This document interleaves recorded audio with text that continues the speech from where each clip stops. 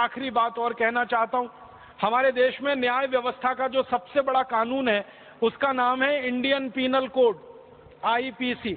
अगर यहाँ कोई वकील मित्र बैठे होंगे तो बात उनको बहुत जल्दी समझ में आएगी। और एक दूसरा कानून है सिविल प्रोसीजर कोड, सीपीसी।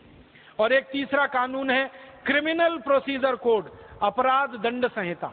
तो IPC Indian penal code, CPC civil procedure code और सीआरपीसी माने क्रिमिनल प्रोसीजर कोड, ये 3 कानून हैं जो भारतीय न्याय व्यवस्था का आधार बनाए गए हैं या आधार माना जाता है। आपको मालूम है ये तीनों ही कानून अंग्रेजों के जमाने के बने हुए हैं। आईपीसी को बनाने का काम तो खुद मैकॉले ने किया था।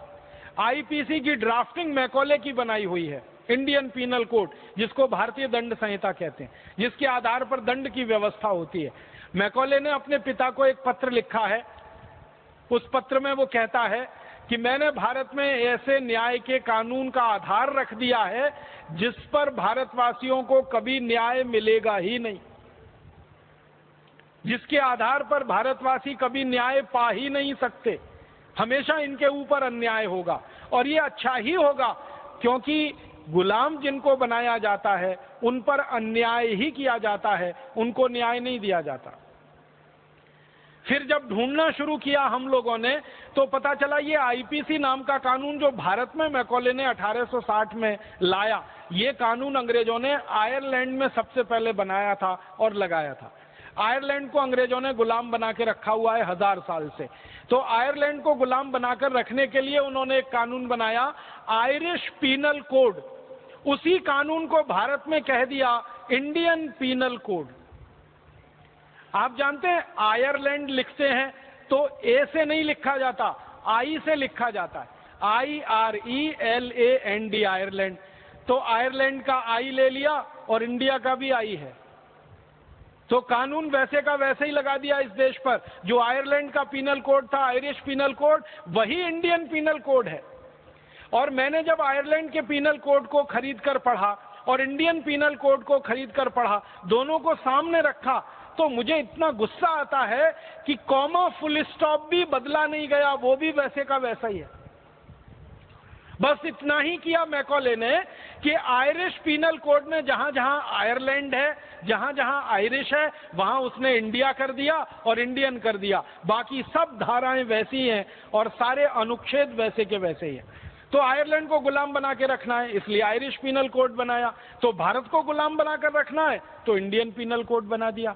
अब जिस कानून को गुलाम बनाने के लिए तैयार किया गया हो, उस कानून के आधार पर आजादी के बाद न्याय कैसे मिलेगा, जरा बताइए। अन्याय ही होने वाला है।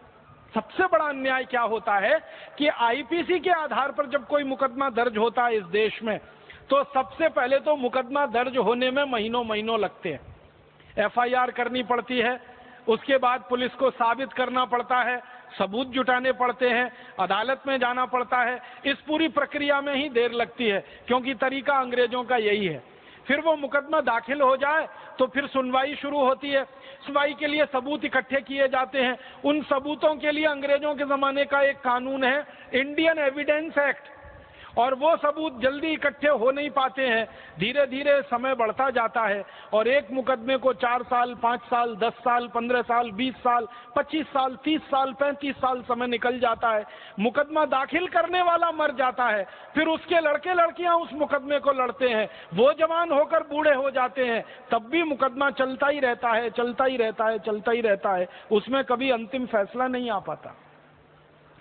हमारे देश का दुर्भाग्य है कि आजादी के पिछले 63 वर्षों में हमारी अदालतों में लगभग 3.5 करोड़ मुकदमे हैं जो दर्ज किए गए हैं अलग अलग प्रार्थियों के द्वारा, लेकिन उनमें कोई फैसला नहीं आ पा रहा है। 3.5 करोड़ मुकदमे लंबित पड़े हुए हैं, पेंडिंग हैं।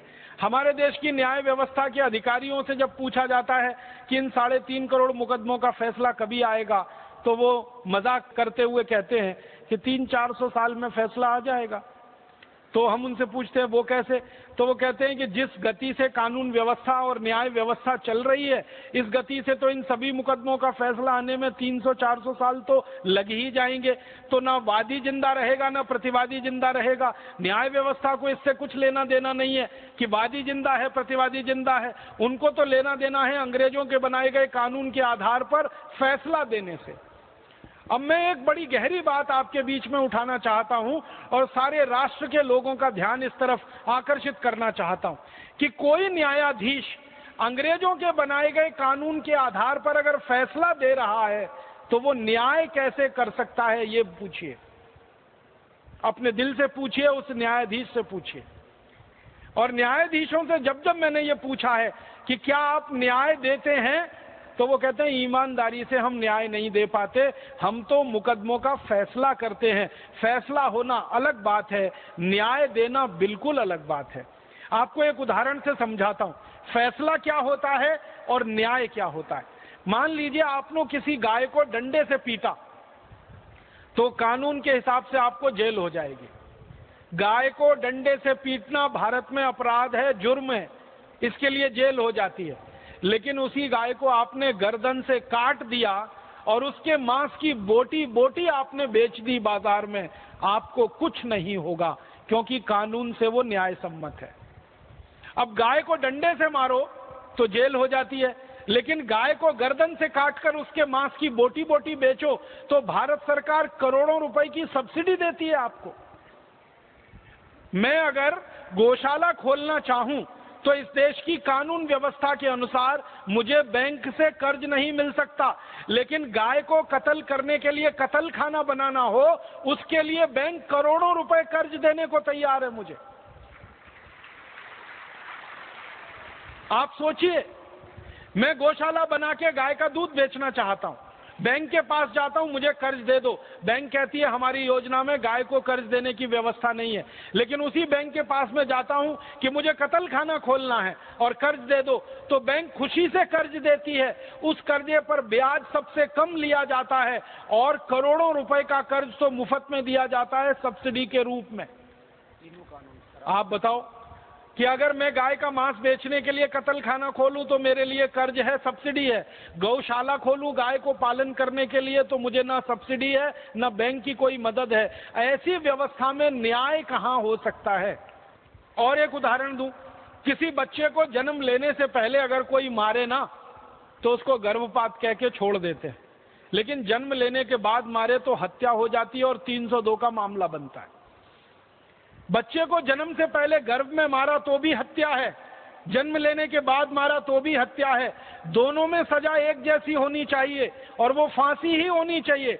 लेकिन जन्म से पहले मारो तो गर्भपात है और जन्म के बाद मारो तो हत्या है। इसलिए इस देश के लाखों लालची डॉक्टर करोड़ों बेटियों को गर्भ में ही मार डालते हैं, क्योंकि गर्भ में मार देने से उनको फांसी नहीं होती है। गर्भ के बाहर मारेंगे तो फांसी होने की संभावना है। 1 करोड़ बेटियों को हर साल इस देश में गर्भ में ही मार दिया जाता है इसी कानून की मदद से। अब आप बताओ कि बेटी को गर्भ में मार दो तो गर्भपात, गर्भ के बाहर आने के बाद मारो तो हत्या। अगर इन कानून के आधार पर कोई फैसला होगा तो वो न्याय दे सकता है? फैसला हो सकता है, न्याय नहीं दे सकता। इसलिए मैं बड़ी विनम्रता से भारत के सभी न्यायविदों से ये कहता हूं कि सभी न्यायाधीशों को अपना नाम बदलना चाहिए, कायदाधीश लिखना चाहिए, कानूनाधीश लिखना चाहिए। वो न्यायाधीश तो है ही नहीं, क्योंकि न्याय तो दे ही नहीं पा रहे हैं। वो तो मुकदमे का फैसला कर रहे हैं। अगर अंग्रेजी में उनके शब्दों में कहूं तो वो कहते हैं हम तो केस डिसाइड करते हैं, हम जजमेंट नहीं करते। क्योंकि न्याय देना बिल्कुल अलग है, मुकदमे का फैसला करना बिल्कुल अलग है। मुकदमे का फैसला होता है कानून के आधार पर और न्याय होता है धर्म के आधार पर, सत्य के आधार पर। धर्म और सत्य से न्याय की स्थापना हो सकती है, कानून से न्याय की स्थापना नहीं हुआ करती है। दुर्भाग्य से हमारे देश में धर्म और सत्य की सत्ता नहीं है, कानून की सत्ता है। लॉ एंड ऑर्डर की बात होती है, धर्म और न्याय की बात नहीं होती, सत्य की बात नहीं होती। तो ये अंग्रेज छोड़कर चले गए पूरी कानून व्यवस्था को, और वही ढो रहे हैं हम आजादी के 63 साल के बाद। और एक उदाहरण देता हूं,